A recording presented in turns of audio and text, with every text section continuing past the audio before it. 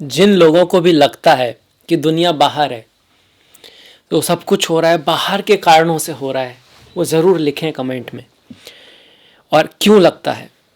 पर मेरा मानना है कि दुनिया वो पिक्चर है जो हमको लगती तो ऐसा है कि हम बाहर देख रहे हैं, जैसे हम सिनेमा में देखते हैं, पर वो चलती हमारे अंदर ही है।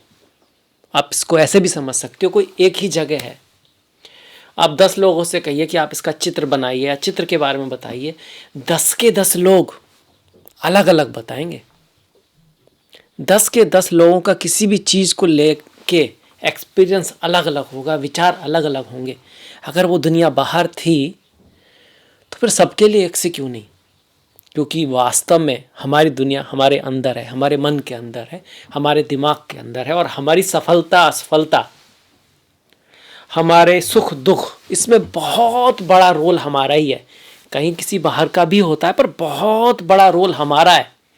तो अगर हम अपने ऊपर काम करें, अपने ज्ञान के ऊपर काम करें, अपने रिश्तों के ऊपर काम करें, अपने ऊपर मेनली ध्यान दें कि हमसे कहाँ गलती हो रही है, हम क्या कर सकते हैं, तो सबसे ज़्यादा चेंज हम ला सकते हैं। बाहर करके भी कुछ चेंज लाया जा सकता है, पर सबसे ज़्यादा चेंज अपने ऊपर काम करके ही लाया जा सकता है। मैं हूँ आपके साथ डॉक्टर दिलीप, और मेष राशि के लिए दिसंबर का महीना कैसा होगा, इसको लेकर आपके सामने हाजिर हूँ। हम यहाँ पर गोचर की बात करेंगे, जो ज्योतिष का एक पार्ट है, संहिता बोलते हैं हम इसको। एक होता है होरा, जिसमें हम जन्म कुंडलियों का अध्ययन करते हैं, जो पर्सनल हैरोस्कोप या हॉरोस्कोप, पर्सनल एस्ट्रोलॉजी कह सकते हो।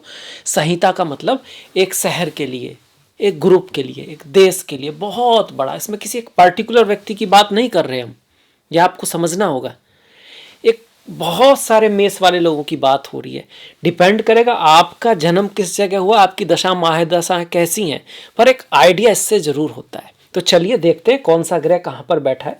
जैसे कि आपके करियर के भाव में शुक्र बैठे हुए, दसम भाव जो होता है ना, वो करियर का होता है, पद प्रतिष्ठा सम्मान का होता है। बिल्कुल ठीक इसके सामने चौथा भाव है, जो आपके घर का है, माता का है, पीस ऑफ माइंड का है। अब ये भाव आमने सामने है तो इनका रिलेशन भी है।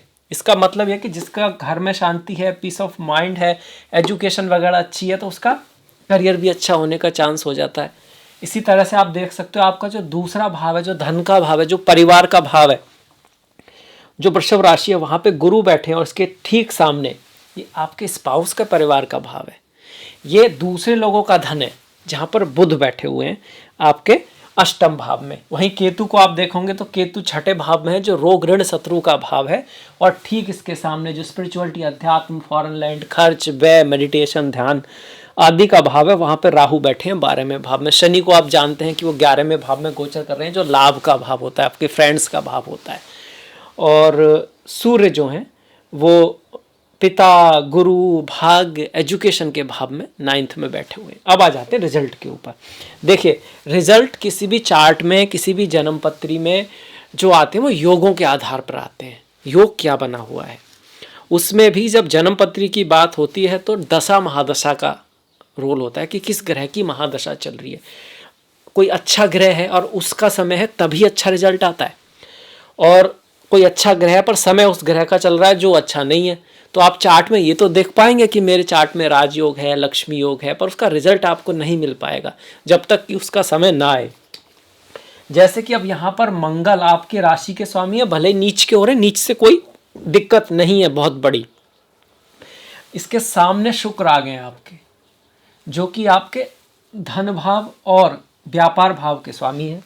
पहला भाव आपकी प्रतिभा है। अब आपकी प्रतिभा का जो संबंध बन रहा है वो आपके फैमिली से बन रहा है, आपके व्यापार से बन रहा है, आपकी वाणी से बन रहा है, और ये शुभ संबंध है। इसको अच्छा संबंध हम मानेंगे, केंद्र के स्थान आपस में मिल रहे हैं। तो ये कह रहे हैं कि आप अपने एफर्ट से, अपने कर्म से, अपनी मेहनत से, अपने एक्शन से क्या हासिल कर सकते हो, धन हासिल कर सकते हो, व्यापार बढ़ सकता है, आपकी वाणी की वजह से आपके पद प्रतिष्ठा में वृद्धि हो सकती है, और आपको पार्टनर्स, दोस्त, फ्रेंड, ये सब, इनसे जो है आपका कनेक्शन बढ़ेगा, मीठा होगा। आपके जीवन में कोई आ सकता है, पति पत्नी के बीच में भी जो है प्रेम बढ़ेगा। आपका बिजनेस जो होगा ना, व्यापार जो कर रहे हो, उसमें भी आपके वृद्धि होने वाली है, क्योंकि सप्तम भाव होता है व्यापार का, बिजनेस का, पार्टनरशिप का, यात्राओं का, ट्रैवल का, रास्ते का, वो कहाँ पर गया सप्तम का स्वामी शुक्र, 1 2 3 4 अपने से चौथा गया, मतलब उसमें वृद्धि हो रही है, केंद्र में जा रहा, तो उनके लिए बढ़िया हो गया। वहीं दसम भाव में धन का स्वामी आया है, तो आपके पद प्रतिष्ठा जो है वहां पर परिवार से मदद हो सकती है, आपकी वाणी की वजह से मदद हो सकती है, आपकी वैल्यूज की वजह से वहाँ पे आपका कोई प्रमोशन वगैरह हो सकता है। फीमेल्स से आपको कहीं ना कहीं लाभ भी हो सकता है, और फीमेल्स के साथ थोड़ा सा सावधानी भी रखनी है, अपने चरित्र को अच्छा रखना है। और किसी फीमेल से कोई लड़ाई झगड़ा होता भी है तो उसको थोड़ा आप कहिएगा इग्नोर करने की कोशिश करनी है, डिप्लोमेसी से, प्यार से, प्रेम से रिश्तों को संभालने की कोशिश करनी है, फिर चाहे वो फीमेल आपकी बहन है, पत्नी है या दोस्त है, सभी के केस में। क्योंकि शुक्र पर मंगल की दृष्टि है, और मंगल की दृष्टि सप्तम भाव पर भी है जो मैरिज का है, तो अधैर्यता में, जल्दबाजी में थोड़ा बहुत गुस्सा ये मंगल दिला सकता है। मंगल की दृष्टि एकादश भाव पर भी है जहाँ शनि बैठे हैं। एकादश भाव लाभ का भाव है, अरेंजमेंट का भाव है, तो चीज़ों को अरेंज करने में थोड़ी देरी हो सकती है, चीज़ों में थोड़ा डिले हो सकता है शनि के यहाँ रहने से। ऊपर से मंगल की दृष्टि आ गई तो थोड़ा सा बड़े भाई बहनों के साथ, सीनियर के साथ रिश्तों को बनाने में दिक्कत आ सकती है, उनकी लाइफ में कोई दिक्कत आ सकती है। देखिए देरी हो रही है किसी काम में तो हम धैर्य खोते हैं, किसी काम में कोई प्रॉब्लम आती है तो हम धैर्य खोते हैं, कोई काम जब हमारी तरह से नहीं होता है तो हमें गुस्सा आता है। ये एक रिएक्शन टाइप में नॉर्मली होता है, पर वही मंगल का एक अच्छा रूप है जिसको बोलते हैं डिसिप्लिन्ड होना। जैसे ठान लिया जो सही है वही करना, कोई कुछ भी कहे, कुछ भी होता रहे बाहर, गुस्सा नहीं करना तो नहीं करना, धैर्य रखना तो धैर्य रखना, ये अच्छे मंगल की निशानी है।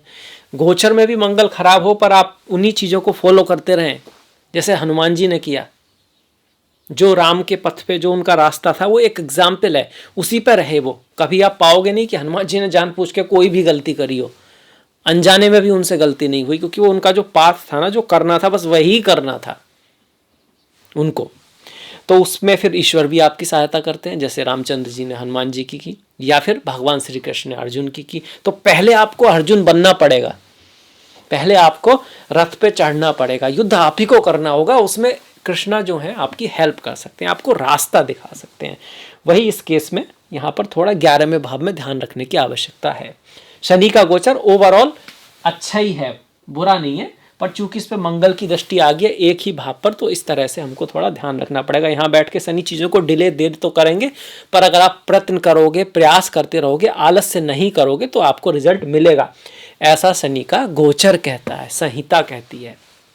कलेक्शन कलेक्टिव लोगों के लिए ऐसा है, किसी एक व्यक्ति की कुंडली में वो कुछ ऊपर नीचे होगा ही होगा, क्योंकि आपकी पर्सनल कुंडली नहीं है, पर गोचर ऐसा ही कह रहा है। यहाँ शनि की दृष्टि पंचम भाव पर भी है, जहाँ आपके स्वामी सूर्य है, सूर्य से उनकी मित्रता तो नहीं है, तो प्यार के मामले में पिछले 2 साल से प्यार में आपको मेहनत करनी पड़ेगी, एफर्ट करना पड़ेगा, अपने दोस्तों में, फ्रेंड्स में, गर्लफ्रेंड बॉयफ्रेंड के सामने कहीं ना कहीं एक आपका इम्तिहान टाइप होगा, रेस्पॉन्सिबिलिटी निभानी पड़ेगी। रेस्पॉन्सिबिलिटी बहुत बड़ी चीज़ है। एक रेस्पॉन्सिबिलिटी जो व्यक्ति महसूस करता है, उसी कैलिवर का, उसी टैलेंट का दूसरा आदमी जो रेस्पॉन्सिबिलिटी महसूस नहीं कर रहा है, उससे कई गुना आगे निकल सकता है।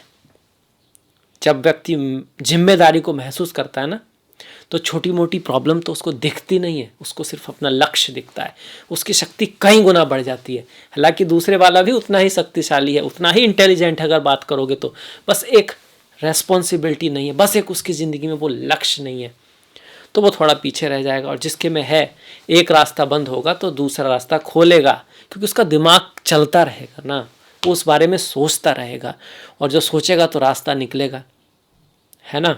तो वो चीज़ है, थोड़ा रेस्पॉन्सिबल आपको रहना पड़ेगा। यहाँ के साथ अष्टम पे जो दृष्टि आ रही है, यहाँ थोड़ा ध्यान रखना है। बुध पे दृष्टि आ रही है, वाणी को थोड़ा सा ध्यान रखना है। धन के बारे में कोई बड़ा निर्णय लेते समय सोच समझ के काम लेना है, जल्दबाजी में कोई काम नहीं करना है। बुध पर जब शनि की दृष्टि आए तो कभी कभी वाणी थोड़ी सी आप कह सकते हो उतनी ड्राई, थोड़ा बहुत ड्राई हो जाए, इसका चांस रहता है, पर बहुत ज़्यादा दिक्कत नहीं है, क्योंकि गुरु संभाले हुए हैं। यहाँ पर गुरु का गोचर पॉजिटिव है, शनि का गोचर पॉजिटिव है, राहु का गोचर बहुत बढ़िया नहीं है, केतु का गोचर बहुत बढ़िया नहीं है, मंगल शुक्र का ठीक है आपका। वहीं जब हम गुरु की बात करें तो धन बढ़ाएगा, पैसा बढ़ाएगा आपका, भाग्य से आपकी अपॉर्चुनिटी बढ़ेंगी। पिछले 1 साल से अगर आपकी लाइफ में कुछ चीज़ें पॉजिटिव जा रही हैं तो आपके गुरु की दशा अंतरदशा कहीं ना कहीं है, कहीं ना कहीं वो आपकी जन्म पत्री को इफेक्ट कर रहे हैं, तभी ऐसा हो सकता है, अदरवाइज गुरु का रिजल्ट नहीं मिलेगा। पर यहाँ पर गुरु क्या करेंगे, आपकी फैमिली से कोई सपोर्ट मिला हुआ हो, ये हो सकता है।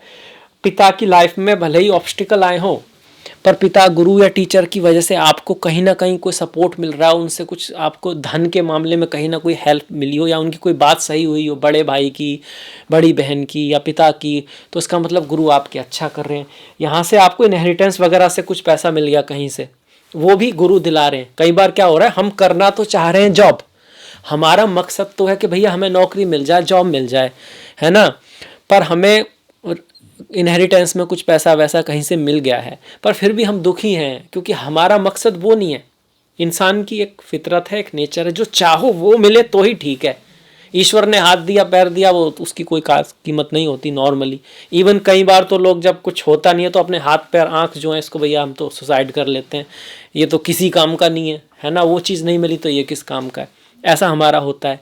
पर ऐसा ज़्यादातर केस में क्या होता है, हमारे पास बहुत कुछ होता है, हम उसके प्रति ग्रेटिट्यूड नहीं रख रहे होते, हमारी नज़र बस उसी पे होती है जो हमारे पास नहीं है।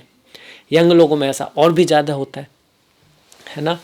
पर गुरु ये कह रहे हैं कि हाँ, यहाँ पर बैठ के गुरु आपको ब्लेसिंग ही कर रहे हैं। अच्छा गोचर है गुरु का, यहाँ से 1 2 3 4 5 मतलब जॉब वगैरह आपको दिला सकते हैं। हालांकि जहाँ पर आप काम करोगे वहाँ लोगों से मतभेद होने के चांसेस हैं। अष्टम है तो ससुराल से रिश्ते सुधारेंगे, आपके परिवार में भी मधुरता लाएंगे यहाँ बैठ के गुरु। और दसम पे दृष्टि डाल के आपको करियर में कहीं ना कहीं गुरु आपकी हेल्प कर रहे हैं। नई बात क्या हो रही है, गुरु के सामने बुध का आना, जो कि आपके तीसरे और छठे भाव के स्वामी है। तीसरे और छठे भाव के स्वामी पर भाग्य के स्वामी और 12वें भाव का मतलब फॉरेन लैंड जाना, विदेश जाना, कार्य को लेके कुछ भाग दौड़ होना, ट्रैवल का होना यहाँ हो सकता है। और कुछ ऐसा भी हो सकता है कि आपका जो कोई रिसर्च करो, आप किसी चीज़ में कोई नई चीज़ निकाल के लाओ जिसकी वजह से आपको कोई फ़ायदा हो, भाग्य साथ दे आपका। आपको अकल्ट, एस्ट्रोलॉजी, ज्योतिष, इस टैरो वगैरह इस तरह के काम में रुचि है, उसके मामले में भी ये बुध जो है ना आपको अच्छा कर रहे हैं। छठे भाव का स्वामी अष्टम भाव में जाके विपरीत राजयोग बना रहा है, ये भी बढ़िया बात है। पर तीसरे भाव का स्वामी अष्टम भाव में जाता है तो कई बार हमारे कुछ मेहनत बेकार हो जाती है, मतलब 4 काम किए और 1 काम का रिजल्ट नहीं आ रहा, 2 का ही आ रहा है, ऐसी पॉसिबिलिटी रहती है। ये बुध यहाँ पे दिखा रहे हैं। बुध क्या कर रहे हैं, मार्गी हो जाएंगे 16 तारीख से, तो इसका जो थोड़ा बहुत नेगेटिव रिजल्ट है वो भी थोड़ा पॉजिटिविटी की तरफ जाएगा 16 तारीख के बाद। वहीं मंगल 7 दिसंबर से वक्री हो रहे हैं, तो गुस्सा, क्रोध, इसमें आपको बहुत ध्यान रखना है। 7 दिसंबर के बाद स्वास्थ्य का भी थोड़ा सा विशेष ध्यान आपको करना है। 7 दिसंबर के बाद आपको मैं कहूँगा कि एकदम से कोई बड़ी चीज़, एकदम से कुछ नया लाइफ में अगर करने वाले हैं तो थोड़ा सोच समझ के करिएगा। पर कोई पुराना ही काम है, उससे संबंधित कोई चीज़ है तो कर सकते हैं। पुराने दोस्त, पुराने फ्रेंड, पुराने कॉन्टैक्ट्स के थ्रू अगर कोई चीज़ आपके पास आ रही है तो उसके सफल होने के ज़्यादा चांस रहेंगे। और 7 तारीख के बाद एक तरह से वो समय है जब हमको दिशा का ज़्यादा ध्यान देना है। मतलब हम भागते रहें, इससे ज़्यादा ज़रूरी है कि हम सही दिशा में भागें। जब मैं कहता हूँ कि भाई बहुत मेहनत करेगा, जो एफर्ट करेगा वही ऊपर जाएगा, तो इसका मतलब अपने ऊपर मेहनत करना भी होता है, बाहरी मेहनत करना नहीं। क्योंकि अगर हम अपने ऊपर मेहनत नहीं करेंगे, अपने आप को समय नहीं देंगे, तो कोई नया आइडिया आएगा ही नहीं, हम उसी में उलझे रहेंगे जो चल रहा है। ये ऐसे हो गया, हम पिक्चर में हैं, एक रोल कर रहे हैं और उस रोल में इतना डूब गए हमको यही पता नहीं कि हम कौन है। हमको ऐसे ही लग रहा है हम वही हैं। तो जो हंस रहा है पिक्चर में, जब हंसने का रोल है तो हंस रहे हैं, रोने का है तो रो रहे हैं, एकदम डूब गए हैं उसमें। पर अगर आप थोड़ा सा समय अपने आप को दोगे तो अपने बेटर डिसीजन ले पाओगे ज़िंदगी में। आप समझ पाओगे कि कहीं ऐसा तो नहीं रास्ता बगल से भी जा रहा है पर वो तो हम देख ही नहीं पा रहे क्योंकि हम इसमें इतने बिजी हैं। तो थोड़ा सा अपने को भी समय दें, खास करके 7 तारीख के बाद। ये मंगल वक्री की एक तरह से रेमेडी है, कार्मिक रेमेडी है। ज्योतिष के रूप में हनुमान जी की पूजा, हनुमान जी को मंगल के दिन हनुमान जी के मंदिर जाना, दीपक जलाना, उनको आप चोला चढ़ाना या ध्वजा का दान करना हनुमान जी के मंदिर पे आपके लिए बहुत बढ़िया रहने वाला है अगले 1-2 महीने के लिए, क्योंकि जनवरी में भी मंगल वक्री रहने वाले हैं। अब देखिए, ये मंगल हो गया। राहु तो खर्चा कराएंगे, दौड़ाएंगे आपको, यात्राएं होंगी, ट्रैवल होगा। अगर ऐसा कुछ चला हॉस्पिटल, हेल्थ, तो राहु एक्टिव है और कहीं ना कहीं आपकी जन्म कुंडली में उसका असर है।